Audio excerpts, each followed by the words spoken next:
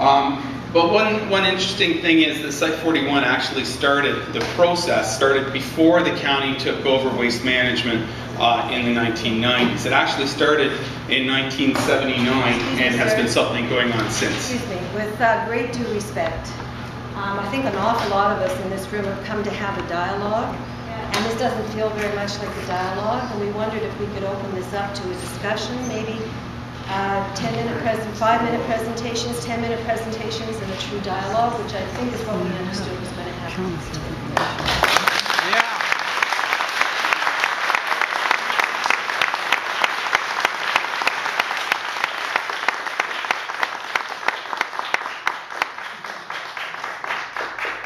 I guess you're really asking me that rather than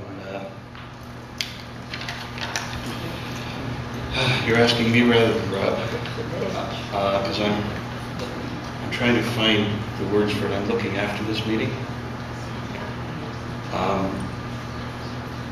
It was advertised as an information meeting. It wasn't advertised as a dialogue.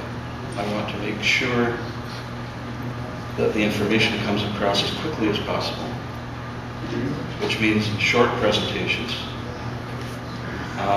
and we will have time for people to ask questions and get answers. When? If we do it properly, we're looking at 1, 2, 3 10-minute presentations. 10 minutes for these 5 key questions if you want me to ask them. If not, we can take our chances with the people asking the same questions. Well, I think it's Yes, the will take of your the chances with audience. the people for a change. So, but the way this has been structured, half the time in this meeting will be exactly what you're asking for. And I'm hoping that, it's about information. That these people here sitting behind me are not the people who can go beyond the technical information that they can provide. If you want a public discussion about more than that, that would happen with the county council, not with the technical experts. But hopefully we'll get to what you're asking for.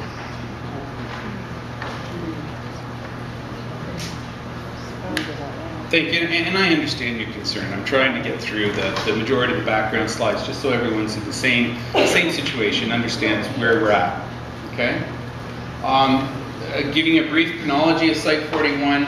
At 79, the site search began in 86. Site 41 is selected as a preferred site. 95, it received joint board approval. 98, MOE issued a provisional certificate of approval for the site.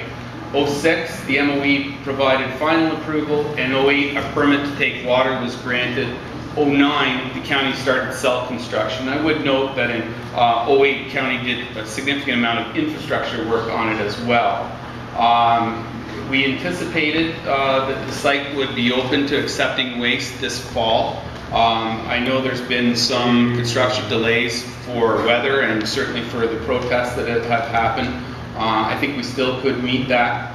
And the site, even though it's over 20 hectares, it's actually cut into 6 phases, 6 segments, 5 of which have received the approval. The northwest corner, which is now the 6th and final phase to be developed, would only be developed after further permissions were granted from the MOE, and it's being developed last so that we have much more time to monitor the upper gradients in that area before it's developed.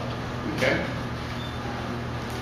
As I said, it's about 21 hectares, the licensed disposal area, and that allows for a 1.6 million cubic meter landfill site. That's really small in the Ontario analysis when you look at some of the bigger sites, but this would be the biggest site in the county of Simcoe, perhaps a third again bigger than some of the other county sites like the Oro or the Nottawasaga facilities.